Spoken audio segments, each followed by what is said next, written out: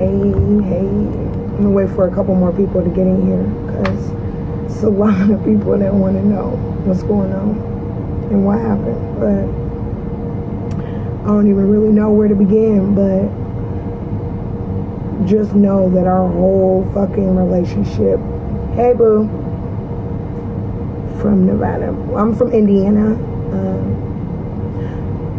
our whole relationship was toxic as fuck. And don't ask me why I stayed for as long as I did, because I should have been left.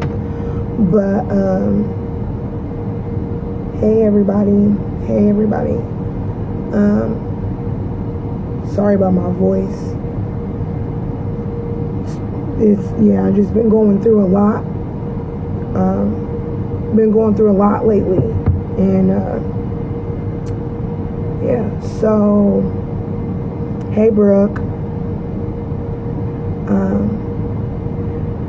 So I was with Tasha for like 8 months. We were together for like 8 months. Thank you, EM.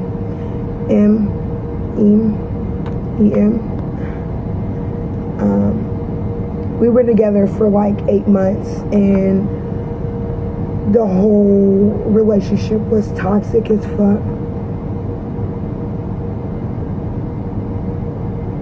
Thank you. I appreciate it. I really do. Like, I've came a long fucking way to be where I am right now. Baby, I've came a long fucking way. And where I am right now, nobody helped me get to where I am but me. I'm not really for sure if she's been picked up or not, because I literally have not talked to her since December of last year is the last time I talked to her. So she's been literally harassing me for like the past 7 months. I know. I got a call today. I guess I didn't know the difference between a restraining order and a protective order, but I guess there's a big difference. I had originally put a restraining order against her back in November, when all this shit popped off is when, thank you, bye. Hey, love bug. I miss your old face, sorry. I miss you. But I originally put a restraining order on her back in November when all this shit popped off. And I got a phone call from a police officer today telling me that they are trying to locate her to serve her protective order. But I wanted to leave her for so long, but when you're with a violent person and you're like, I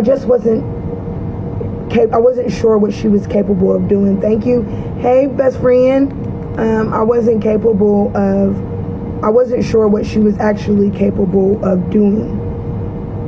So I'm not gonna lie, I was scared to leave her because she knew where I worked. She knew where I lived. She knew everything about me. So I played my part. I had to play my part for a while until I knew when it was time for me to leave. So my lease was up. It really does, like, for real. I wanted to leave. She's very, very, very violent and very unstable. She is not, like, she's sick. Like, I've tried to help her in numerous ways. Like, I can show receipts, text messages, voicemails where I've literally paid her fucking car note so she wouldn't fucking lose her car. Put food in her house because she was so hungry. But in all reality, I was never helping her. I was enabling her addiction. Like, I was contributing to her addiction. The whole time I thought that I was paying her car note and I thought that I was helping. I wasn't. She was digging herself a deeper fucking hole.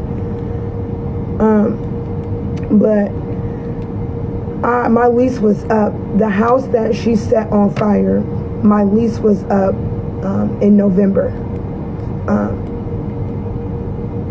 Was it November? No, yeah, it was up in November. So I had to be out by November. Real bad. She has real bad drug, but I feel like gambling tops drugs. She is, don't get me wrong, she does have a drug problem, but her gambling tops her drug addiction. So she's a worse, this lady is a fucked up individual. She, cocaine, is that the, well, she snorted. I don't know what it was. I want to say it was, I do believe it was cocaine. But don't quote me on it because I don't really know. Yeah, yes. She's on that. And I feel so bad. And honestly, that, to be completely honest with you, that is the only reason I stayed for as long as I stayed, is because I wanted to help her daughter. I wanted to, yeah, real bad. Her daughter didn't deserve that. Like, when she would go to her visits and she would talk to her daughter, I would, feel sorry, because that's sad. That is pathetic. Like, for you, I'm glad I got out. Like, I'm just glad nobody got harmed in her setting that fire. Like, that, you literally jeopardized everything. Like, had I had a gas stove, she would have blew the whole block up, because where she set the fire, if anybody wants, I'll post pictures of the fire and the damage, because she was homeless. She's a gambler, bad. She would gamble her rent money. She's real bad, and she fucking is on drugs. So she was homeless for, I don't know how long she was homeless before. I think she was homeless almost a year before her daughter got taken away. But her daughter is the one that went to the school and told the school, look, I'm cold, I'm tired, I'm hungry. So the next day, her daughter got taken away. So it was her own daughter that told on her mom. It is so sad. Like, I damn near cried, because it's like, no child deserves to go through that. And then you want to sit up there and say that you've been through this and you've been through that. Okay, so if you've been through that, you're going to take your daughter through that? Like, it doesn't make any sense. I want better for my kids than I had. So I'm not going to put them through what I went through. But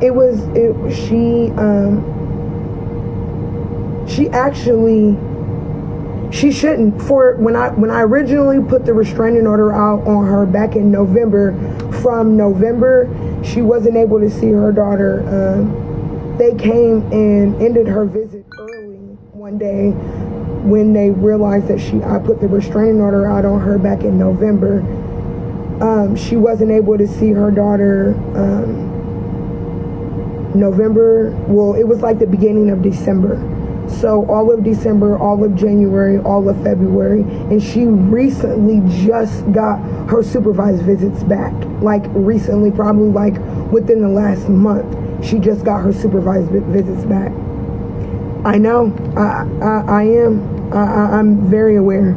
Like, she has caused me so much hell. Like, yeah, she posted my address, she posted videos, she even sent sex videos to my job. No, not a single dime went to her daughter. Not a single, I'm not going to say a single dime, maybe a little bit of it went to her daughter, but majority of it, thank you for the roses, baby.